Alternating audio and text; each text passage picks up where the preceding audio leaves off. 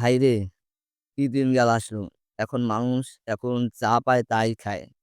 এখন এই বিষয় নিয়ে এখন সবাই কিন্তু ট্রল করতেছে। ব্যাপক পরিমাণে সেটা কিন্তু ভাইরাল হয়ে গেছে।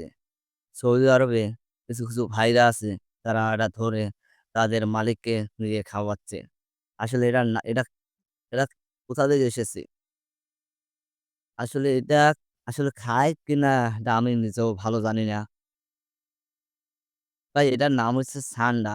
এই সান্ডা আসলে সৌদি আরবের কিছু মানুষ আছে তারা এটা কিন্তু খায়। এখন এই খাওয়ানি এই সান্ডার যে ধরা খাওয়ানি ব্যাপক পরিমাণে সেটা ভাইরাল হয়ে গেছে। বাংলাদেশেও তেমন মানে সবাই এটা নিয়ে কিছু কথা বলতে আছে। আসলে এটা কি জিনিসটাই বা কি? আমি দেখে আসি। ভিডিওটা সবাই সাথে থাকুন। দেখলেই সবাই বুঝতে আজকে আমরা এই দুটাকে খাবো ইনশাআল্লাহ ২ ভাই রান্না করি। হ্যালো। সৌদি আরব থেকে আসছে। উনি তো ঠান্ডা ছাড়া কিছু খায় না। সম্প্রতি সামাজিক যোগাযোগ মাধ্যমে একটি অপ্রত্যাশিত ও কিছুটা ব্যতিক্রমধর্মী আলোচনার কেন্দ্রবিন্দু হয়ে উঠেছে সান্ডা ও কফিল। এই কথাটি যেন বদলে দিয়েছে অনলাইন ট্রেন্ডের গতিপথ। বাংলাদেশের প্রেক্ষাপটে সান্ডা একেবারেই অপরিচিত এক প্রাণী, যার অস্তিত্ব এদেশের বাস্তবতা থেকে অনেক দূরে।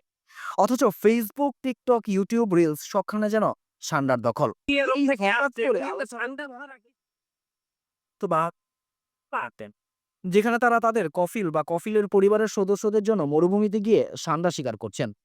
শুধু শিকারই নয়, পরে সেটি রান্না করে পরিবেশনও করছেন। এই ভিডিওগুলোর জনপ্রিয়তার কারণে আজ সান্ডা নামটি আমাদের অনলাইনে সংস্কৃতির এক কৌতূহলের রূপ দাঁড়িয়েছে। যদিও অনেকেই ভেবে নিচ্ছেন সৌদির প্রতিটি নাগরিক বুঝি সান্ডা খেয়ে থাকে, বাস্তবতা তেমনটা নয়। আসলে আরবের নির্দিষ্ট একটি জনগোষ্ঠী বেদুইনরা এই প্রাণীটি খাদ্য হিসেবে গ্রহণ করে থাকেন। সৌদি আরবের রান্নাঘর কিংবা রেস্টুরেন্ট সংস্কৃতি যেমন বৈচিত্র্যময়, তেমনি সেখানে সান্ডা খাওয়ার চলও সীমাবদ্ধ নির্দিষ্ট কিছু অঞ্চলের মধ্যে। তা সত্ত্বেও ভিডিওগুলো দেখে যেন মনে হয় মরুভূমির একমাত্র রসদই এই প্রাণী। অনেকেই হয়তো জানেন না সান্ডা দেখতে কিছুটা গুইসাপের মতো হলেও এটি ঘাস লতা পাতা খায়, অর্থাৎ এটি একটি নিরামিষভোজী প্রাণী। মে মাসে মরুভূমির তৃণভোজ সান্ডার শরীর রসালো ও পুষ্টিকর হয়ে ওঠে। তাই এখনই মূলত এই প্রাণী ভিডিওগুলোর আধিক্য দেখা যাচ্ছে।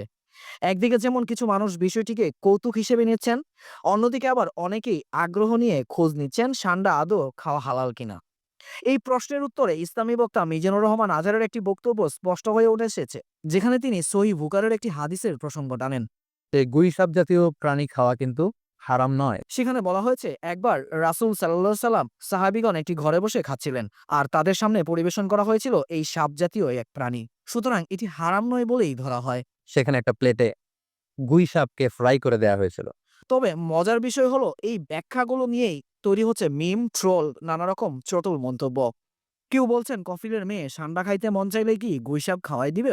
ফিল দীর্ঘ ৭ দিন চেষ্টা করার পর মরুভূমি থেকে এই সান্ডাটা ধরছে। আবার কেউ আশঙ্কা করছেন এভাবেই তো সচেতনতা ছাড়াই রেস্টুরেন্টে সান্ডা সেজে গুইসাপ বিক্রি শুরু করবে, আর প্রথম কাস্টমার হবে ফুড রিভিউয়াররা। এই সবকিছুর মাঝে সত্য মিথ্যার মিশ্রণে তৈরি হচ্ছে একটি অদ্ভুত আকর্ষণ। প্রবাসীদের শেয়ার করা ভিডিও, রান্নার দৃশ্য এবং মরুভূমির অভিজ্ঞতা এখন যেন বাংলাদেশের মানুষের কৌতূহলের কেন্দ্রে।